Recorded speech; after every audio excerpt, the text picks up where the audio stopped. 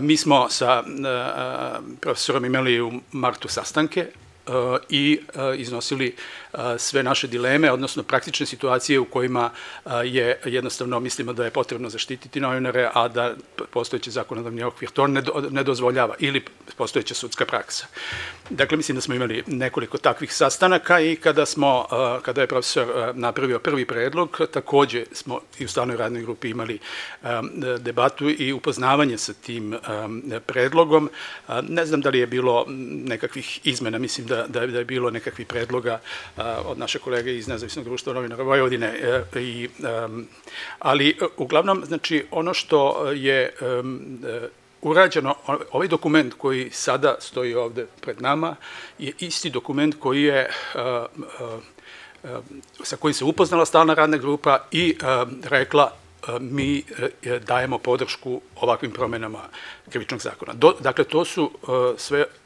udruženja, dakle, i medijske asocijacije koje su članovi stalne radne grupe. U aprilu ili maju sa ovim mišljenjem upoznata je i ova vladina radna grupa, dakle, samo upoznata i nije bilo nikakve promene od bilo kojeg organa i institucije i kada smo razgovarali oko toga na koji način će se usvajati ovaj krivični zakon,